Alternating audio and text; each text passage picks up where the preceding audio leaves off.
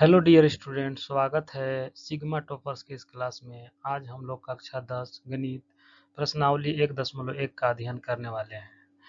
तो इस चैप्टर में जो प्रश्नावली है आप देख सकते हैं, प्रश्नावली 1.1।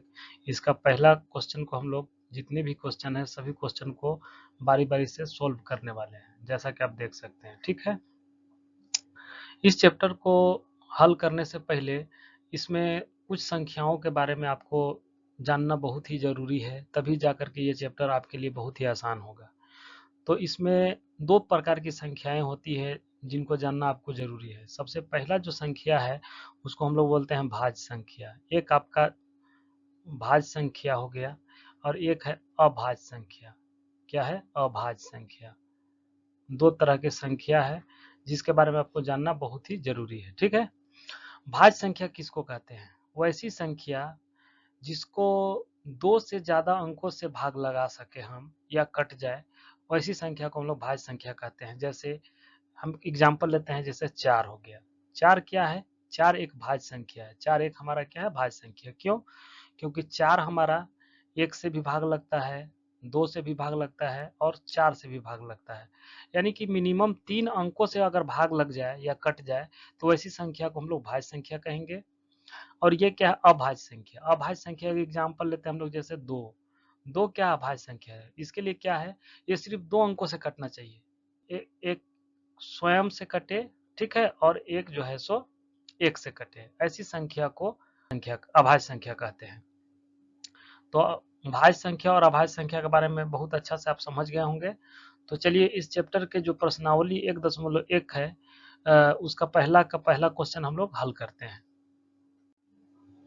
तो आप देख सकते हैं कि यहाँ पे लिखा हुआ है कि निम्नलिखित संख्याओं को, क्या लिखा हुआ है कि निम्नलिखित संख्याओं को अभाज्य गुणनखंडों के गुणनफल के रूप में व्यक्त कीजिए। यानी कि इसका क्या करना है, ये जो भी संख्याएं दी हुई है, ये सारी संख्याओं को हम लोगों को गुणनखंड निकालना है। हम लोग नीचे क्लास में पढ़ चुके हैं गुणनखंड किस तरह से निकलता है। ठीक है, तो चलिए इसको देखते हैं। सबसे पहले पहला जो क्वेश्चन है वो हमारा 140। क्या है? 140। 140 जो है वो क्वेश्चन, इसको गुणनखंड करना है। सबसे पहले बोला जा रहा है गुणनखंड करने के लिए। तो सबसे पहले गुणनखंड करने के लिए हम लोग भाग लगाते हैं सबसे छोटी अंक से। तो यहाँ आप देख सकते हैं कि सबसे छोटा अंक जो है हमारा 2 से ये भाग लग जाएगा, क्योंकि लास्ट में 0 है।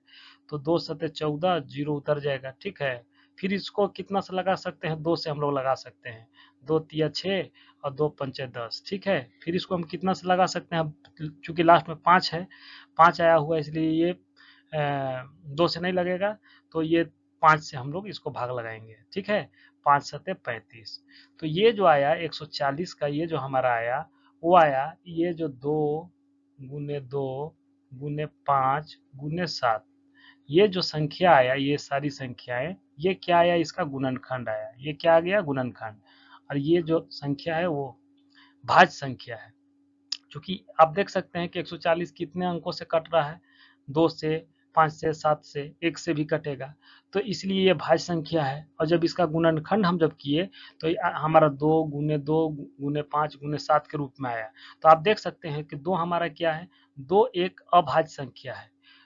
5 क्या है? ये भी एक अभाज्य संख्या। क्यों? क्योंकि 5 सिर्फ 5 से कटता है और 1 से कटता है। अभाज्य संख्या होने का शर्त हमने शुरू ही बता दिया था कि 2 संख्याओं से कटेगा वही संख्या अभाज्य संख्या होता है। 7 भी अभाज्य संख्या है। ठीक है, यही तो आपको से सवाल यहाँ पूछा जा रहा है कि अभाज्य गुणनखंडों के रूप में व्यक्त कीजिए। ठीक है, अब अभाज्य गुणनखंडों के गुणनफल के रूप में, तो ये सेम पड़ गया।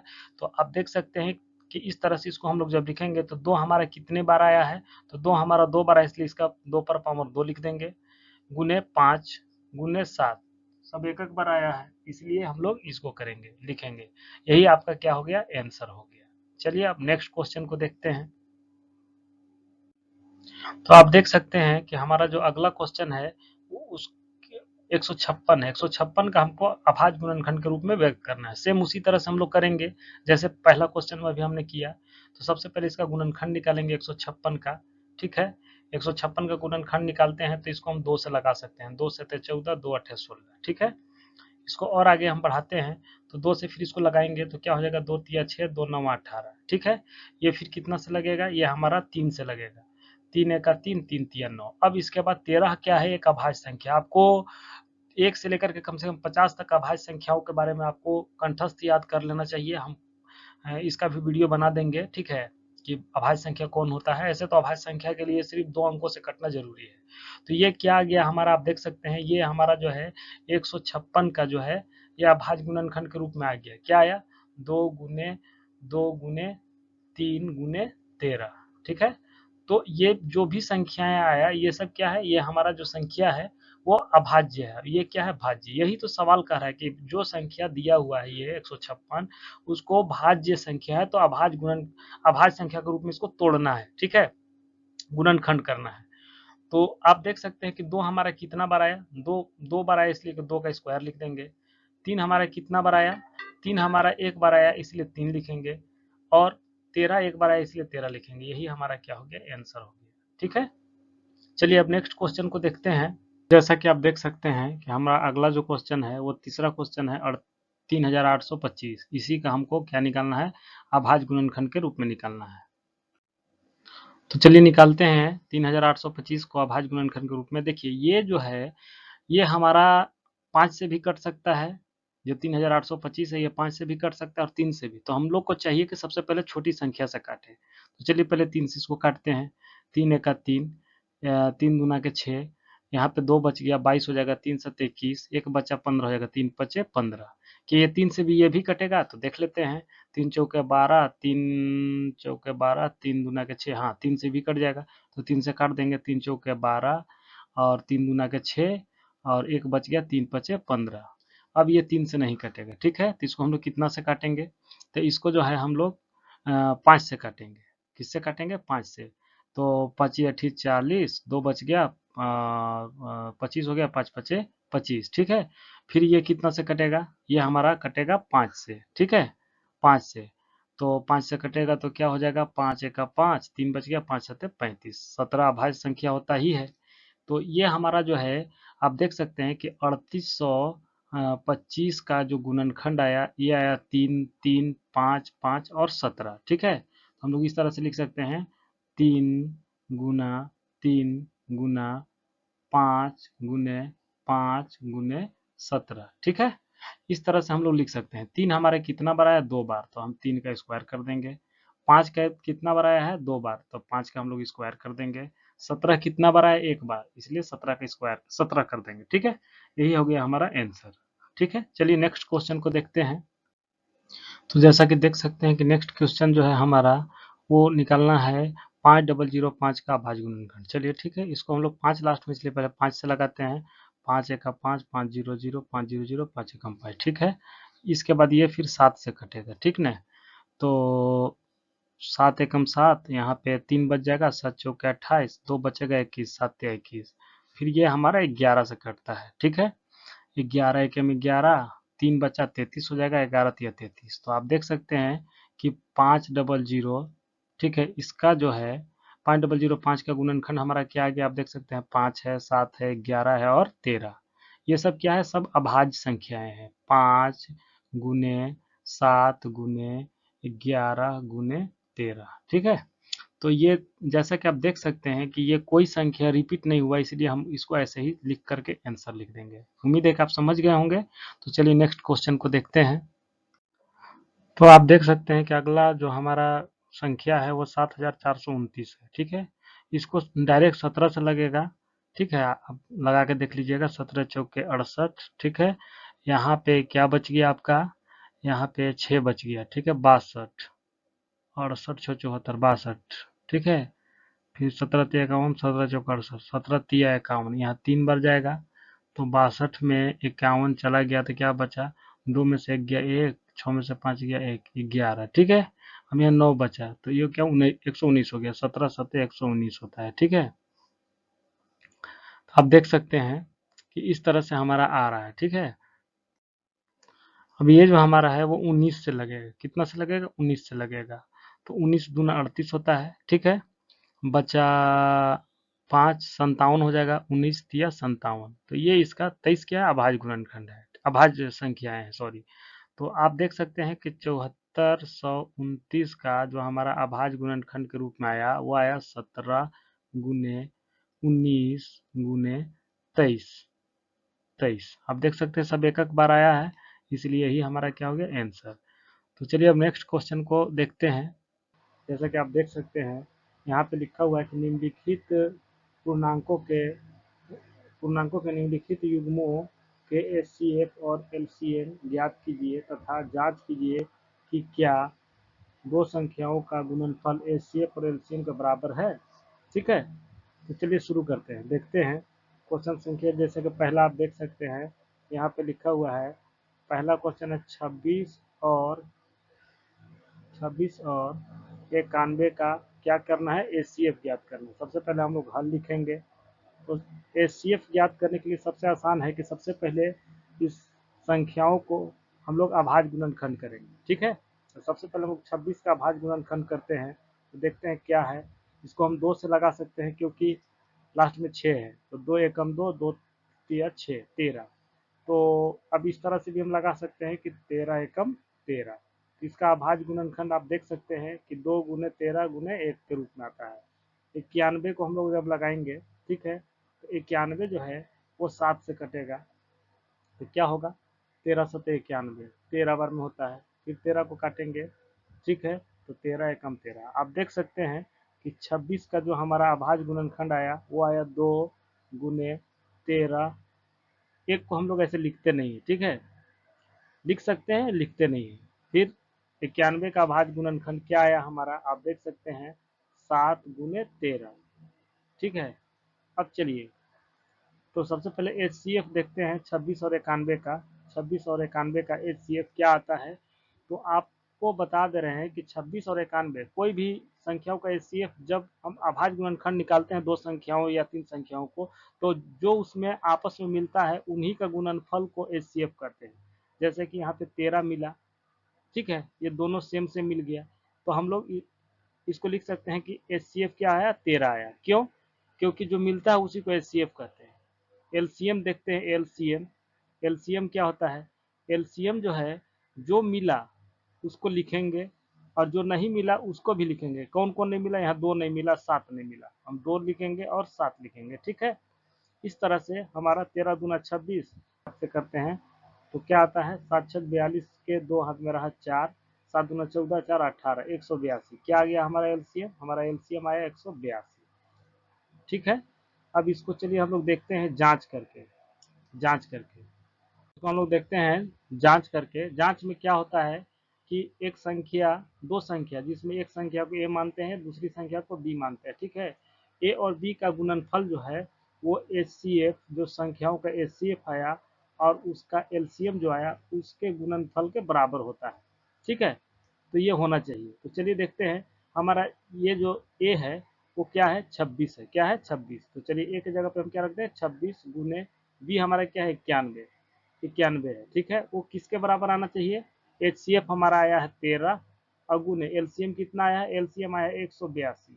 ये बराबर होना चाहिए, दोनों आपस में क्या होना चाहिए, बराबर होना चाहिए। चलिए तो देखते हैं 26 और 91 को गुना करते हैं। 26 और 91 को जब हम गुना करेंगे तो इस तरह से एक से गुना करेंगे तो 26 हो जाएगा।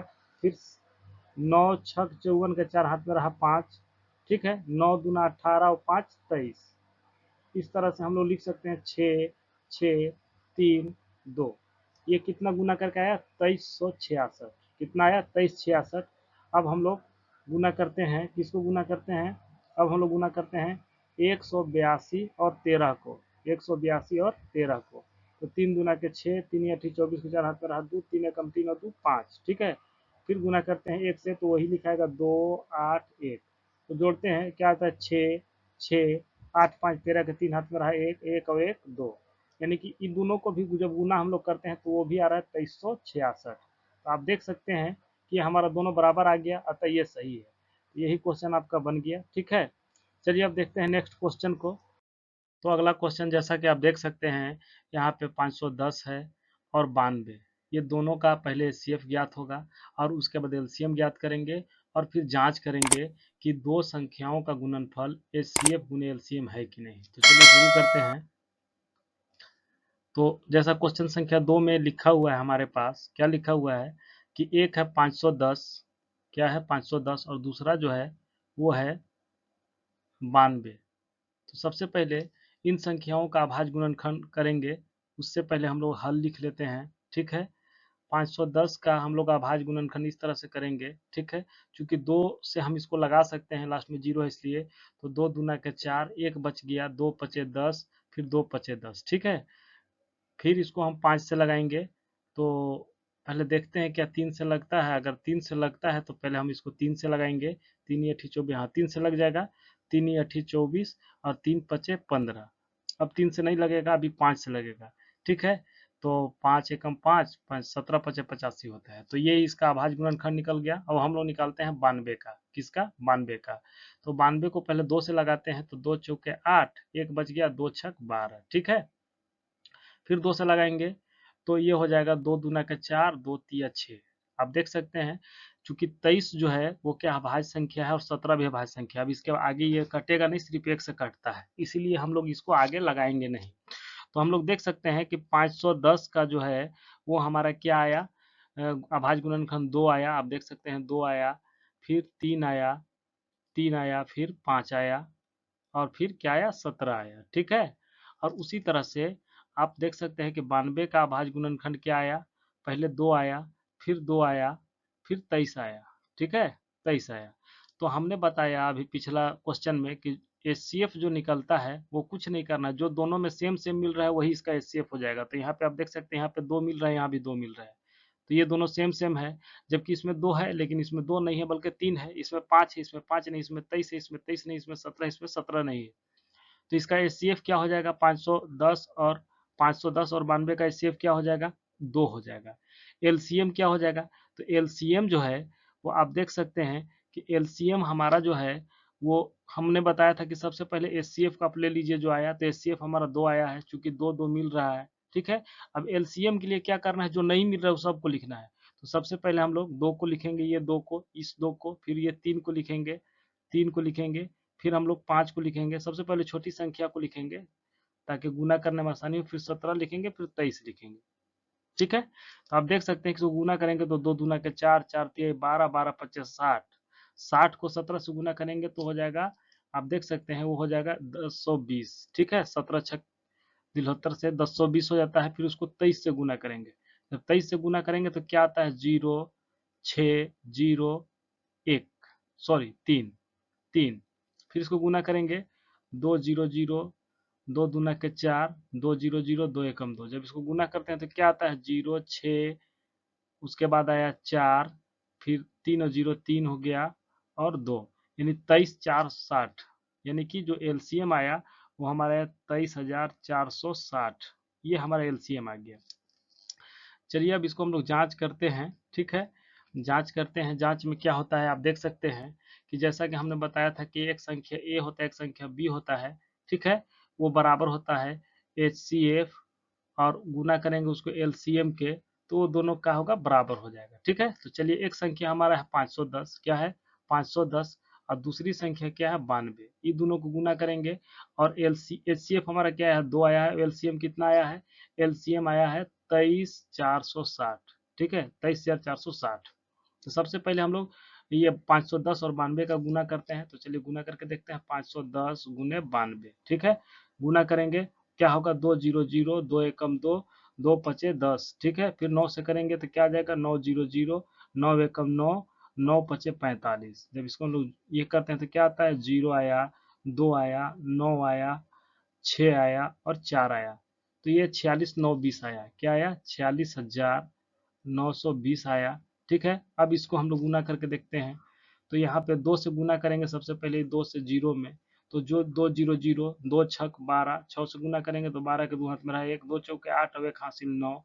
ठीक है, फिर 2 तिया 6, फिर 2 दूना के 4। अब देख सकते हैं कि 46,920 आया, 46,920 यहाँ भी आया, यानी ये आपका सही बन गया। ठीक है, तो चलिए अब नेक्स्ट क्वेश्चन को देखते हैं।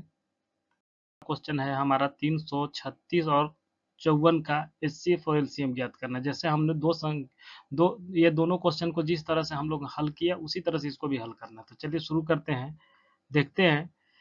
क्वेश्चन संख्या हमारा है 3। ठीक है, 3 है।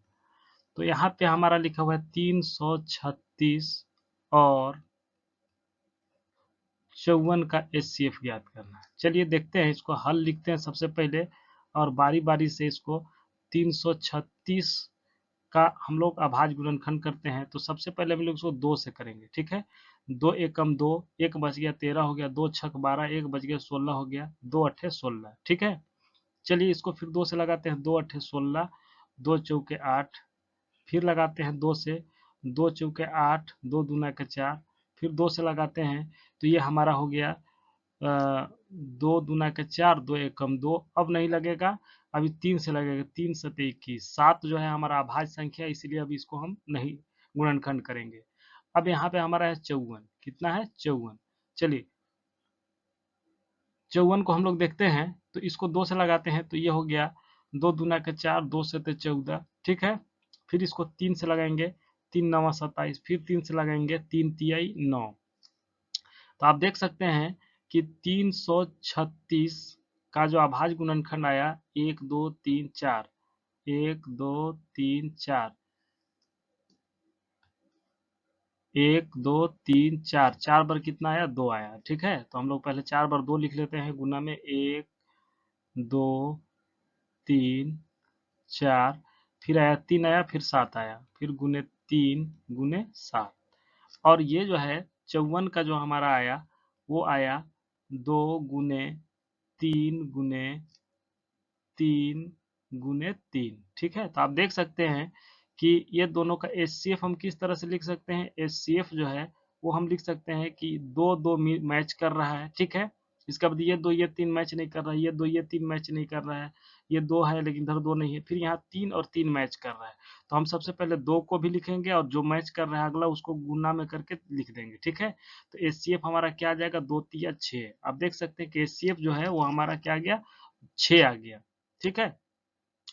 अब हम लोग इसका एलसीएम ज्ञात करेंगे। किसका एलसीएम ज्ञात करेंगे 336 और 54 का। तो एलसीएम ज्ञात करने के लिए क्या करना पड़ता है, जो हमने बताया। तो एलसीएम ज्ञात करने के लिए हमको सबसे पहले एचसीएफ को लिखना होता है। तो एचसीएफ हमारा क्या है 6 है, और बाकी जो नहीं मिल रहा है उस सभी को लिखना है। क्या नहीं मिल रहा है, ये 2 नहीं मिल रहा है, ये 2 नहीं मिल रहा है, ये 2 नहीं मिल रहा है, ठीक है। और ये 7 नहीं मिल रहा है, इधर से 2 ठो 3 नहीं मिल रहा है। तो चलिए हम लोग ये 1 ठो 2 लिखते हैं, फिर 2 लिखते हैं, फिर 2 लिखते हैं। 3 को 2 नहीं मिल रहा है, और 3 को जो है 3 जो है से डबल नहीं मिल रहा है, फिर गुने 3 लिखेंगे हम लोग, और फिर गुने 3, ठीक है। और 7 लास्ट में लिख देंगे। क्या लिख देंगे 7। तो गुना कर देंगे, 6 दूना 12, 12 दूना 24, 24 दूना 48, 48 तिया। तो आप देख सकते हैं कि 48 तिया कितना होता है भाई, 48 तिया हो गया 3 अठी 24 के 4 हाथ में रहा 2, 3 चौके 12 2 14, 144 हो गया। उसको फिर 3 से गुना करेंगे तो ये हमारा आ गया 4 तिये 12 के 2 हाथ में रहा 1, 3 चौके 12 1 13 के 3 हाथ में रहा 1, 1 और 3 एकम 3 अब 1 4, 432। अब इसको हम लोग 7 से गुना करेंगे। कितना से गुना कर देंगे 7 से। 7 दूना 14 के 4 हाथ में रहा 1, 7 तिया 21 1 22 के 2 हाथ में रहा 2, 7 चौका 28 और 2 30, 30 24 कितना आ गया हमारा एलसीएम 30 0 24, ठीक है। अब इसका जो जांच है वो हम लोग देखते हैं करके।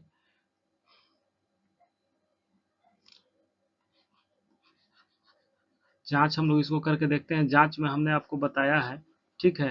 क्या जांच में बताया हमने, जांच में बताया है कि हमारा जो जांच है वो आप पहली संख्या गुने दूसरी संख्या बराबर एच सी एफ गुने एलसीएम होता है, ठीक है। तो पहली संख्या हमारा क्या आप देख सकते हैं 336 है। कितना है 336, और दूसरी संख्या कितना है 54 है, 54 है, ठीक है। अब एचसीएफ कितना हमारा एचसीएफ 6 आया है, देख सकते हैं एचसीएफ क्या है 6 है। अब एलसीएम कितना है यहाँ पे देख सकते हैं आप 3024 है। तो हम एलसीएम की जगह पर 3024 लिख देंगे। चलिए ठीक है। अब ये दोनों को हम लोग गुना करते हैं। क्या करते हैं ये दोनों को हम लोग जब इसको गुना करके देखते हैं तो क्या आता है, ध्यान से देखिएगा। सबसे पहले 336 को गुना करेंगे हम लोग 54 से, ठीक है। 54 से गुना करेंगे तो क्या आएगा 6 4 6 24 के 4 हाथ में रहा 2, 4 3 12 2 14 के 4 हाथ में रहा 1, 4 3 12 1 13। ध्यान से देखिए 4 6 24 के 4 हाथ में रहा 2, 4 3 12 2 14 के 4 हाथ में रहा 1, 4 3 12 1 13। गुना करेंगे तो 5 6 30 के जीरो हाथ में रहा 3, 5 3 15 3 18 का 8 हाथ में रहा 1, और फिर 5 3 15, अब 1 16। अब इसको जब हम लोग हल करते हैं तो क्या आता है, 4 4 8 3 11 के एक हाथ में रहा 1, 6 1 7, अब 1 8, क्या आया 18,144। ये दोनों को जब हम लोग गुना किए तो आ गया 18,144 आया। ठीक है, अब बराबर करते इसको गुना करते हैं, तो इसको 6 से डायरेक्ट गुना करते हैं, 6 चौके 24, 6 को 4 से गुना करेंगे तो 6 चौके 24 के 4 हाथ में रहा 2, 6 दूना 12 और 2 14 के 4 हाथ में रहा 1, 6 0 6 0 0, 6 के जीरो से जब हम पहाड़ा पर जीरो होगा, एक के एक को लिखा जाएगा, 6 तिया 18। तो आप देख सकते हैं इस तरह से कि हमारा जो है वो सही आ रहा है, यही है हमारा आंसर। अब चलिए नेक्स्ट क्वेश्चन को हम लोग देखते हैं क्या है। जैसा कि यहाँ पे आप देख सकते हैं लिखा हुआ है कि अभाज्य गुणनखंड विधि द्वारा निम्नलिखित पूर्णांकों के एचसीएफ और एलसीएम ज्ञात कीजिए। यानी कि कुछ खास सवाल नहीं है, एचसीएफ ज्ञात करना है और एलसीएम ज्ञात करना है। पिछले क्वेश्चन में हमने बताया आपको कि एचसीएफ एलसीएम किस तरह से ज्ञात होता है, उसी तरह से हम लोग ज्ञात करेंगे। तो चलिए शुरू करते हैं। सबसे पहले हम लोग क्वेश्चन को फिर से एक बार लिख लेते हैं। हमारा क्वेश्चन है 12 है, 15 है और 21 है। ठीक है, बारी बारी से इन सभी संख्याओं को पहले हम लोग अभाज्य गुणनखंड करेंगे, यानी कि फैक्टर निकालेंगे। तो सबसे पहले हम लोग लिखते हैं हल। क्या लिखते हैं, हल। ठीक है, हल लिखते हैं। उसके बाद हम लोग सबसे पहले 12 का अभाज्य गुणनखंड निकालते हैं। इस तरह से आप देख सकते हैं कि इसको अगर हम 2 से काटेंगे तो 2 छक 12 होगा, फिर 2 से काटेंगे तो 2 तिया 6। 3 क्या होता है, एक अभाज्य संख्या होता है, हमने पिछले वीडियो में बताया है। अगर आप नहीं देखे हैं तो देख सकते हैं, हमारा चैनल पे अवेलेबल है। ठीक है, अब हम लोग निकालते हैं 15 का। किसका निकालते हैं, 15 का। 15 को हम लोग लगा सकते हैं 3 पचे 15। ठीक है, अब हम लोग अभाज्य गुणनखंड करेंगे 21 का। किसका करेंगे, 21 का। इसको भी 3 से लगाएंगे, 3 सत्ते 21। ठीक है, तो आप देख सकते हैं कि हमारा 12 का अभाज्य गुणनखंड क्या आया, आप देख सकते हैं 2 आया, फिर 2 आया, फिर 3 आया। यानी कि हम इसको लिखेंगे 2 गुने 2 गुने 3। ठीक है, फिर हमारा 15 का अभाज्य गुणनखंड क्या आया, वो आया 3 गुने 5। ठीक है, फिर 21 का अभाज्य गुणनखंड क्या आया हमारा, वो आया 3 गुना में 7। ठीक है, हमको ये तीनों में वो संख्या चूज करना है जो कि तीनों में हो। तो आप देख सकते हैं कि इस सब में 2 है, लेकिन ये सब में 2 नहीं है। ठीक है, इसमें 3 है, इसमें भी 3 है, इसमें भी 3 है। तीनों में तीनों का भाज्य गुणनखंड में 3 है, इसलिए हमारा जो एचसीएफ होगा, एचसीएफ वो हो जाएगा 3। ठीक है, अब हम लोग को ज्ञात करना है एलसीएम। एलसीएम ज्ञात करना है, तो एलसीएम ज्ञात करने के लिए कुछ नहीं करना है, जो एचसीएफ आया पहले उसको आप लिख लीजिए, और जो नहीं मिला उस सभी संख्याओं का आप जो है सो एचसीएफ लिख लीजिए। जैसे जो नहीं मिला, जिसका जोड़ी नहीं मिला तीनों में, तो आप देख सकते हैं कि इसका नहीं मिला, इसका नहीं मिला, तो पहले ये दोनों को लिख लीजिए। ठीक है, फिर दोनों को लिख लीजिए। यहाँ पे एक 5 नहीं मिला, एक 7 नहीं मिला, तो हम लोग 5 भी लिखेंगे और एक 7 भी लिखेंगे। ठीक है, गुना करेंगे 3 दूना के 6, 3 को 2 से गुना करेंगे 3 दूना का 6, 6 दूना का 12, 12 पचे 60, 60 को 7 छक 42, 420। क्या हो गया, 420। ठीक है, तो आप देख सकते हैं कि हमारा एचसीएफ जो आया वो आया 3 आया, और एलसीएम जो आया वो क्या आया, 420 आया। कितना आया, 420। यही जो है हमारा क्या है, आंसर है, आंसर। ठीक है, चलिए अब अगला क्वेश्चन को देखते हैं। तो जैसा कि आप देख सकते हैं कि हमारा जो अगला क्वेश्चन है वो है 17 है, 23 है और 29 का अभाज्य गुणनखंड निकालना है। जबकि अगर आप ध्यान से देखें तो हमने पहले वीडियो में बताया है कि आपको कम से कम 1 से लेकर के 50 तक के अभाज्य संख्याओं की जानकारी होनी चाहिए। ठीक है, अभाज्य संख्याओं की जानकारी होनी चाहिए। ठीक है, अभाज्य संख्या की जानकारी होगा तो आपको पता चल जाएगा। तो आप देख सकते हैं कि 17 जो है और 17 है, फिर उसके बाद जो है हमारा 23 है और 29 है, ये सब सभी संख्याएं क्या है, अभाज्य संख्या। फिर भी हम लोग इसका गुणनखंड निकालते हैं, तो आप देख सकते हैं कि 17 का जब हम गुणनखंड निकालेंगे तो ये सीधे 17 से ही कटेगा, क्योंकि अभाज्य संख्या है, 17 एकम 17। ठीक है, फिर 23 को निकालते हैं, 23 का गुणनखंड, तो ये 23 से ही कटेगा, 23 एकम 23, और 29 का जब हम लोग निकालते हैं तो ये 29 से ही कटेगा, 29 एकम 29। तो आप देख सकते हैं कि 17 का भाज्य गुणनखंड जो है वो हमारा क्या आया, 1 और 17 आया, यानी कि हम लिख सकते हैं 17 गुने 1, ठीक है। 23 का आप देख सकते हैं का भाज्य गुणनखंड 23 गुने 1 आया, 23 का हम लोग इस तरह से लिखेंगे 23 गुने 1, और 29 का देख सकते हैं 29 और 1 आया, हम लोग लिख सकते हैं 29 गुने, हम लोग क्या लिख सकते हैं 29 को लिख सकते हैं 29 गुने 1। आप देख सकते हैं कॉमन जो आ रहा है वो तीनों में वो 1 आ रहा है, यानी कि इन सभी का एचसीएफ जो है, इन सभी का एचसीएफ जो है वो हमारा क्या हो जाएगा, एचसीएफ 1 हो जाएगा, ठीक है। अब हम लोग के इन लोगों का एलसीएम ज्ञात, अब हम लोग एलसीएम ज्ञात करते हैं। तो एलसीएम ज्ञात करने के लिए एकदम बिल्कुल इजी प्रोसेस है कि जो एचसीएफ है उसको लिख देंगे 1, और बाकी जो नहीं मिल रहा है, यहाँ 17 नहीं मिल रहा है, 23 नहीं मिल रहा है, ये सभी 29 नहीं मिल रहा है, ये सभी को आपस में गुना में लिख देंगे, गुना कर देंगे, यही हमारा एलसीएम आ जाएगा, गुने 23 गुने 29। तो 1 से अगर हम 17 में गुना करते हैं तो 17 आ जाएगा, फिर 17 में हम 23 से, 17 में अगर हम 23 से गुना करते हैं, यानी कि 23 को हम गुना कर देते हैं 17 से, तो क्या आता है देखिए, 7 तिया 21 के एक हाथ में रहा 2, 7 दूना 14 और 2 16 के 16 भी, ठीक है। गुना करेंगे 1 से करेंगे तो 23 ही आ जाएगा, जब इसको जोड़ेंगे तो क्या आ जाएगा 1 9 3, 391 आ गया।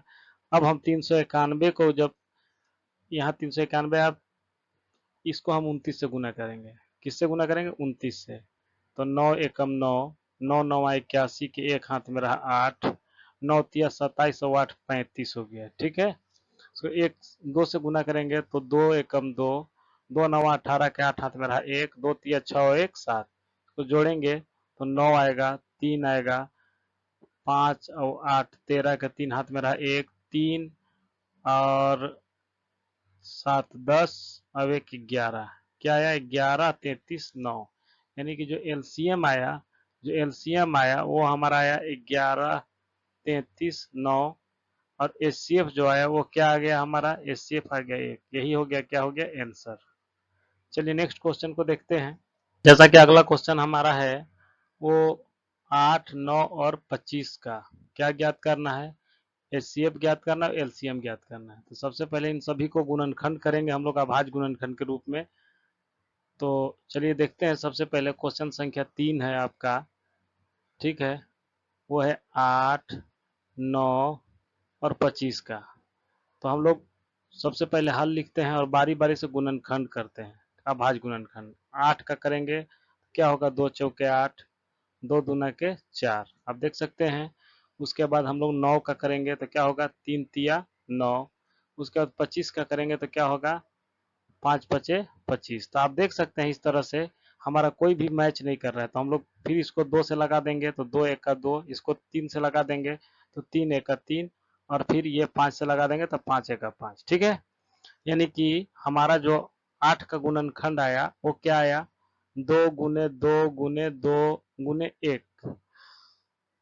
फिर 9 का जो गुणनखंड आया आप देख सकते हैं, 9 का जो गुणनखंड आया आप देख सकते हैं 3 3 और 1 आया, तो हम लिख सकेंगे 3 गुने 1, ठीक है।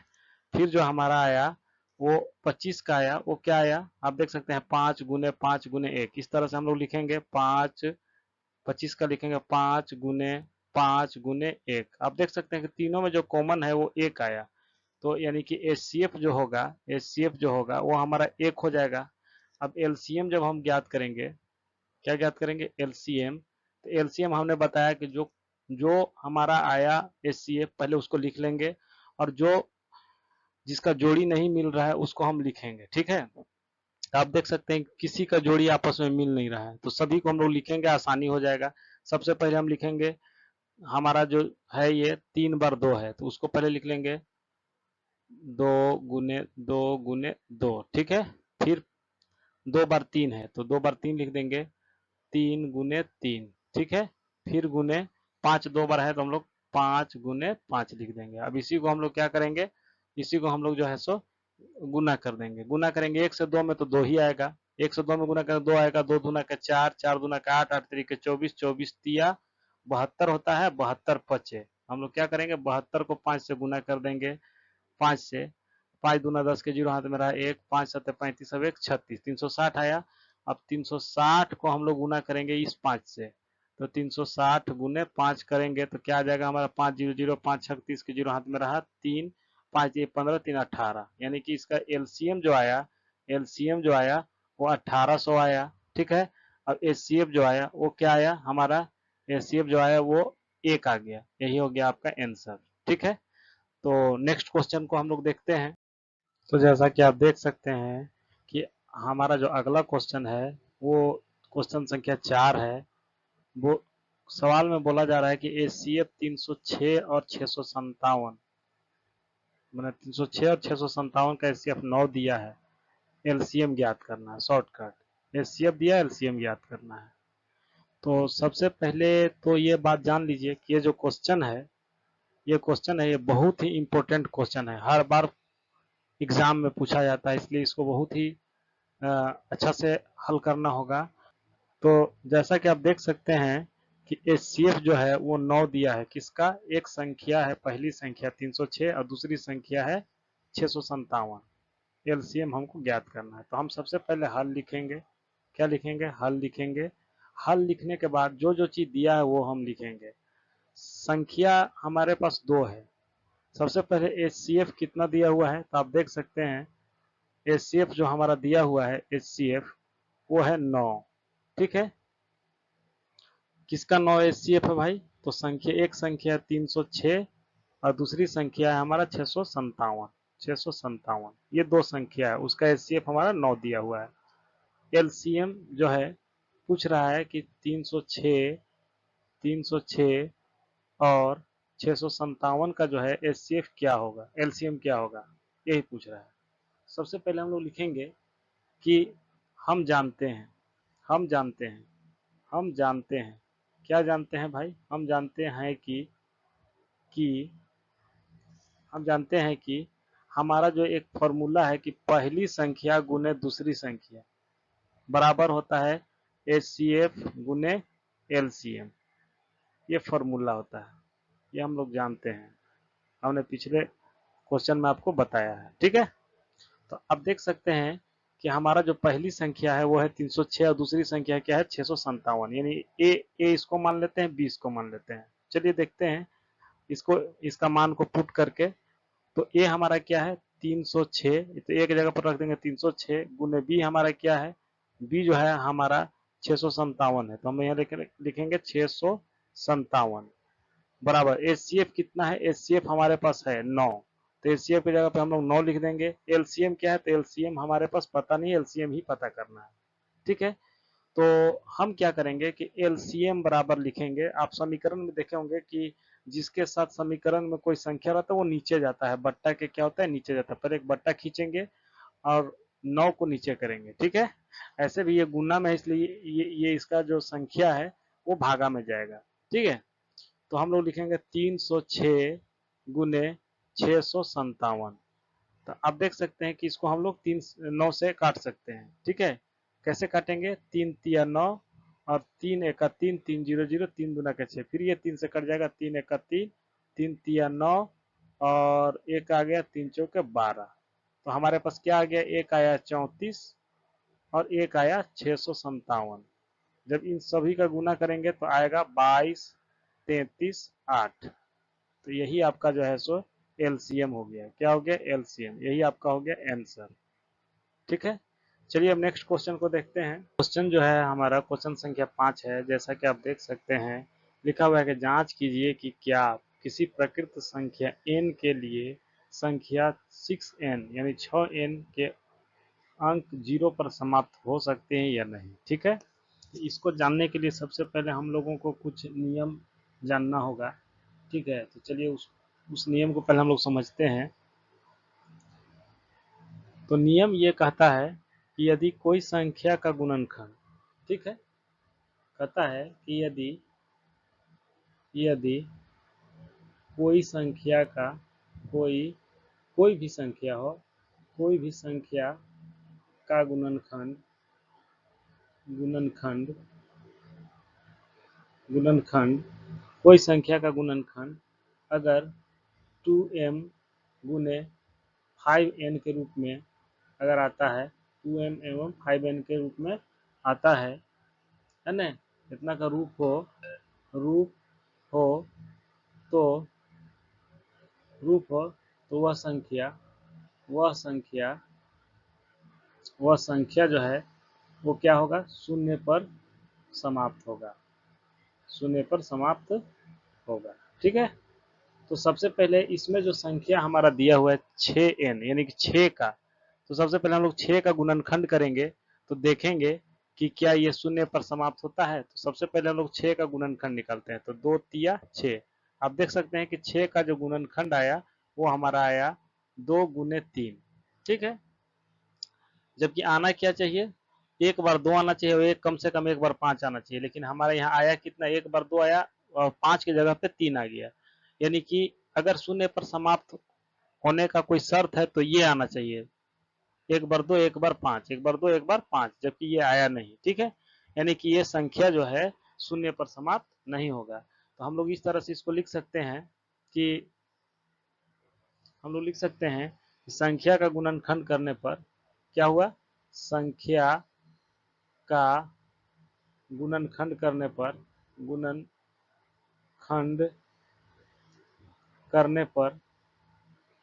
करने पर संख्या है यानी कि जो 6 है वो जो है 2m गुने 5n के रूप में नहीं है। अतः यह संख्या कभी भी शून्य पर समाप्त नहीं होगी। ठीक है, होगी। ये बहुत इंपॉर्टेंट क्वेश्चन है, इसलिए इसको बहुत सावधानी से देखना है। चलिए नेक्स्ट क्वेश्चन को देखते हैं। यहाँ पे लिखा हुआ है कि व्याख्या कीजिए कि 7 गुने 11 गुने 13 प्लस 13 और 7 गुने 6 गुने 5 गुने 4 गुने 3 गुने 2 गुने 1 प्लस 5 क्या भाज्य संख्या है, क्यों। आपको हमने पहले ही बता दिया है इस चैप्टर के शुरू में ही कि भाज्य संख्या और अभाज्य संख्या क्या होता है। भाज्य संख्या होने के लिए हमारा जो शर्त है कि संख्या का गुणनखंड कम से कम कितना आना चाहिए, तो आपको हमने बताया कि संख्या का गुणनखंड जो है 3 आना चाहिए, कम से कम 3, क्योंकि भाज्य संख्या का गुणनखंड कम से कम 3 होना चाहिए और अभाज्य संख्या का गुणनखंड 2 होता है।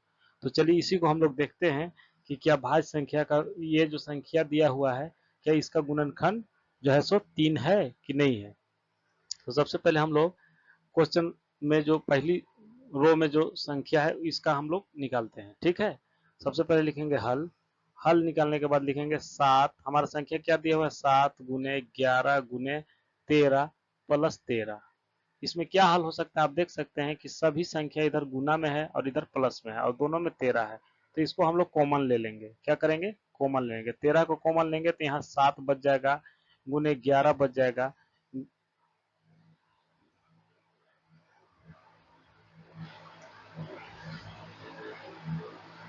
गुने 13 एकम 13। आप देख सकते हैं कि 13 एकम 13, तो हम यहाँ 1 लिख देंगे प्लस ये 13 भी कॉमन ले लिए, ये जो 13 है वो 13 में कॉमन ले लिए तो यहाँ भी 1 बच जाता है। ठीक है, अब इसको आगे हम लोग देखते हैं। ये हमारा आ गया 13 कोष्ट 7 को 11 से गुना करेंगे, 11 सत्ते 77 और एकम 77 प्लस 1, ये क्या हो जाएगा 78। क्या हो जाएगा 78, और ये दोनों कोष्ट के बीच में गुना का चिन्ह होता है, इसलिए हम लोग इसको लिख सकते हैं 13 गुने 78। तो आप जानते हैं कि कोई भी संख्या का एक गुणांक जो है वो 1 होता है। ठीक है, तो आप देख सकते हैं कि हमारा जो गुणनखंड आया इस संख्या का वो एक 13 आया, एक 78 आया और एक 1 आ गया। तो ये कितना हो गया 1 2 3। तो इस तरह से हम लोग लिख सकते हैं कि संख्या ये जो संख्या है वो भाज्य है। क्यों, क्योंकि यह संख्या का गुणनखंड जो है वो 3 है। क्या है, 3 है, अतः यह क्या है, भाज्य संख्या है। भाज्य संख्या है। क्यों है? क्योंकि ये 3 है। चलिए इसी तरह से हम लोग क्वेश्चन संख्या इसी में जो इसका दूसरा है उसको देखते हैं क्या है।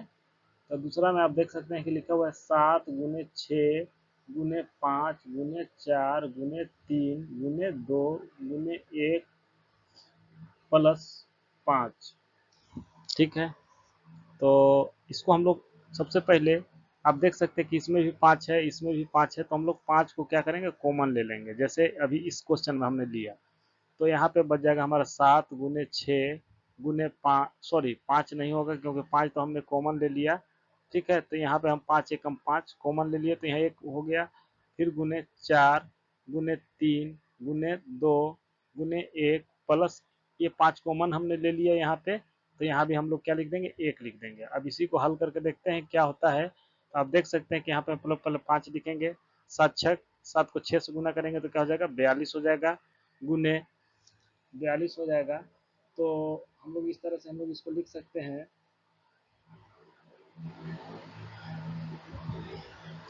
42 हो जाएगा। ठीक है, और फिर 4 को हम 3 से गुना करेंगे तो 4 3 12, 12 दूना के 24, यहाँ पे हमारा 24 आ गया। ठीक है, और गुने 1 है तो 1 तो लिखने की जरूरत नहीं क्योंकि किसी भी संख्या को 1 से गुना करते तो उतना ही आता है।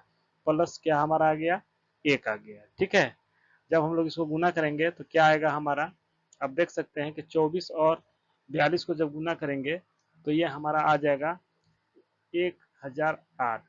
क्या आ जाएगा, 1008 प्लस 1 इसमें हम ऐड कर देंगे तो ये हमारा आ जाएगा 5 गुने, ये चूंकि यहाँ गुना में है तो ये हो जाएगा 1008 प्लस 1, 1009 आ गया। क्या आ गया, 1009। और हमने बताया कि किसी भी संख्या को एक का गुणनखंड 1 रहता है। ठीक है, हमेशा। तो ये भी आप देख सकते हैं कि यहाँ पे 3 संख्या है जो गुणनखंड गुणनखंड इस संख्या का गुणनखंड कितना आया, 3 आ गया है। ठीक है, तो हम ये जो हिंदी में लिखे हैं वही सेम चीज यहाँ पे लिख देंगे। इससे हमारा साबित हो जाएगा कि ये क्या है, भाज्य संख्या। क्यों? क्योंकि इसका गुणनखंड 3 आ गया। ठीक है, चलिए नेक्स्ट क्वेश्चन को देखते हैं। तो जैसा कि आप देख सकते हैं कि हमारा अगला क्वेश्चन है, बहुत बड़ा लंबा क्वेश्चन है कि फिर भी इम्पोर्टेंट क्वेश्चन है। कहता है किसी खेल के मैदान के चारों ओर एक वृत्ताकार पथ है। ठीक है, एक मैदान है जो गोला है इस तरह का। ठीक है, और उसके चारों ओर जो है से रोड बना हुआ है। क्या बना हुआ है, रोड बना हुआ है। और इस मैदान के एक चक्कर लगाने में सोनिया का जो है वो क्या लगता है, 18 मिनट लगता है, जबकि इसी मैदान को रवि को चक्कर लगाने में 12 मिनट लगता है। ठीक है, और दोनों एक ही जगह से शुरू करते हैं, लेकिन कोई कोई धीमा चलता है, कोई तेज चलता है। सवाल पूछा जा रहा है कि कितने समय बाद वे प्रारंभिक स्थान पर फिर से मिलेंगे। तो इसके लिए कुछ नहीं करना है, आप जो है वो 18 मिनट और 12 मिनट का एलसीएम ज्ञात कर दीजिए। बस शॉर्टकट है और कुछ नहीं है। तो सबसे पहले हम लोग इस इन सभी का एलसीएम ज्ञात कर देंगे। 18 और 12 का एलसीएम जब हम लोग ज्ञात करेंगे तो क्या आएगा, ध्यान से देखिए। इसको हम लोग 2 से लगाएंगे तो 2 9 18 और 2 छक 12, फिर 3 से इसको लगा देंगे तो हो जाएगा हमारा 3 तिया 9 और 3 दूना के 6। अब इसका एलसीएम जब हम लोग निकालेंगे तो आएगा 2 गुने 3 गुने 3 गुने 2। ठीक है, तो 2 तिया 6, 2 तिया 6, 6 तिया 18, 18 दूना 36। यानी कितना मिनट बाद फिर से इन लोग मिलेगा आपस में, 36 मिनट के बाद जो है सर फिर आपस एक ही जगह पे ये लोग मिल जाएगा। तो इस तरह से ये चैप्टर अब समाप्त हो गया। अगर किसी तरह का कोई डाउट हो तो आप कमेंट करके पूछ लें, और चैप्टर को सब्सक्राइब कर दें, लाइक कर दें और शेयर भी करें ताकि आपके दोस्त लोग भी इसको पढ़ सकें। धन्यवाद।